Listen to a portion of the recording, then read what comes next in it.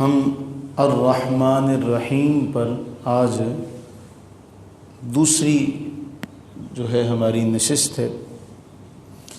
الرحمن اور الرحیم یہ دونوں مبالغے کے صیغے ہیں۔ مبالغہ یعنی انتہا درجے کی اس میں وسعت پائی جاتی ہے۔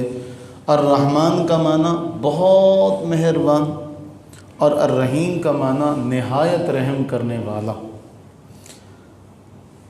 حضرت شاہ ولی اللہ محدث دہلوی فرماتے ہیں یہ جو دونوں اسماء ہیں رحمان اور رحیم، فرماتے ہیں اس میں اس بات کی طرف اشارہ ہے کہ تمام مخلوقات کی پرورش کی ذمہ داری اللہ نے اپنے ذمے لے رکھی ہے۔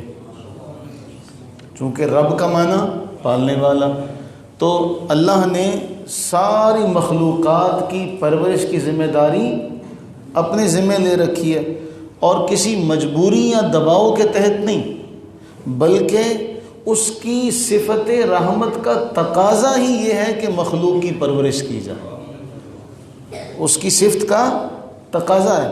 اچھا، اور اگر پوری کائنات نہ ہو اس کا کوئی نقصان نہیں ہے، اور ہو جائے تو اس پر کوئی بوجھ نہیں ہے، اس پر کوئی بوجھ نہیں ہے۔ پھر حضرت شاہ عبدالعزیز محدث دہلوی اس پر فرماتے رحمان اسے کہتے ہیں جو بن مانگے عطا کرے۔ اب اس کی ہم تشریح میں جائیں گے، آپ حیران ہو جائیں گے۔ رحمان اسے کہتے ہیں جو بن مانگے عطا کرے، اور رحیم اسے کہتے ہیں جو نہ مانگنے والوں سے ناراض ہو جائے۔ دونوں لفظوں پہ غور کریں، ایک کا معنی ہے بن مانگے دے، اور ایک کا معنی ہے جو نہ مانگے اس سے ناراض ہو جائے۔ اب ان دونوں صفات میں بڑی ایک اہم بات ہے، جو رحمان ہے نا، گرامر کے اعتبار سے ہم کہتے ہیں اس میں عموم پایا جاتا ہے۔ عموم کس اعتبار سے؟ قرآن کریم میں پہلے پارے میں اللہ تعالیٰ نے حضرت سیدنا ابراہیم علیہ السلام کا تذکرہ بیان کیا۔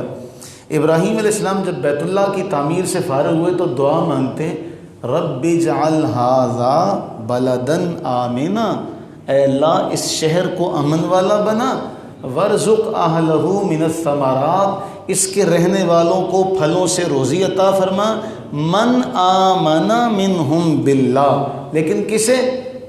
جو تجھ پر ایمان لانے والے۔ دعا کے اندر یہ جملہ سمجھیے گا، ابراہیم علیہ السلام دعا مانگ رہے کہ اے اللہ اس شہر کے رہنے والوں کو پھلوں سے روزی عطا فرما، لیکن اسے جو مومن ہے، جو ایمان والا ہے۔ اللہ نے فرمایا اے خلیل ومن کفارا، آپ نے دعا مانگی صرف ایمان والوں کو ملے، نہیں، اے خلیل ومن کفارا، جو میرا منکر ہے میں اسے بھی دوں گا۔ یہ ہے صفت رحمان، جو اپنوں کو بھی اور منکروں کو بھی۔ دعا مانگ رہے ہیں ابراہیم علیہ السلام کہ یا اللہ صرف ایمان والوں کو ملے، تو اللہ جواب ارشاد فرماتے ہیں نہیں اے خلیل، جو میرا انکار کرنے والے ہیں انہیں بھی دوں گا، اس دنیا میں انہیں بھی دوں گا۔ تو یہ ہے رحمان کا معنی، کہ رحمان میں عموم پایا جاتا ہے، چاہے کوئی اسے ماننے والا ہے، چاہے کوئی اس کا منکر ہے، کوئی بھی محروم نہیں ہے، ہر ایک کھا رہا ہے۔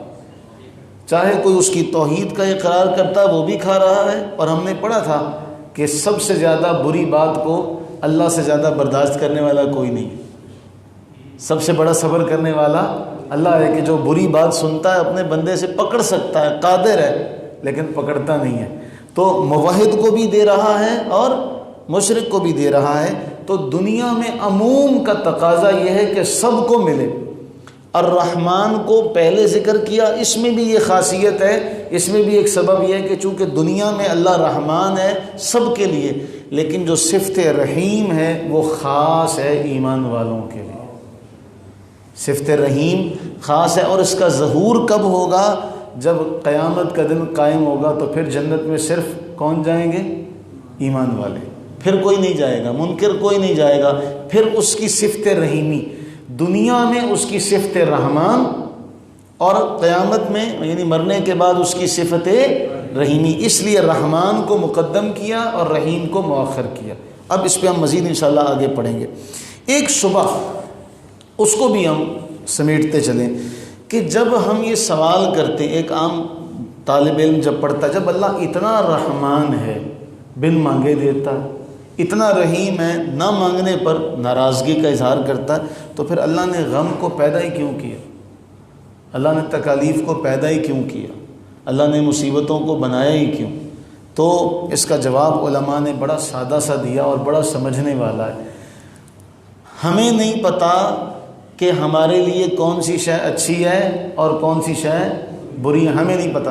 ہمارے علم کے حوالے سے تو اللہ نے قرآن میں فرمایا عسیٰ ان تکرہوا شیئا وہو خیر لکم وعسیٰ ان تحبوا شیئا وہو شر لکم۔ ہو سکتا ہے ایک شے کو تم برا سمجھتے ہو تمہارے لیے اچھی ہو، ایک شے کو تم اچھا سمجھتے ہو تمہارے لیے بری ہو۔ واللہ یعلم وانتم لا تعلمون، اللہ جانتا ہے تم نہیں جانتے۔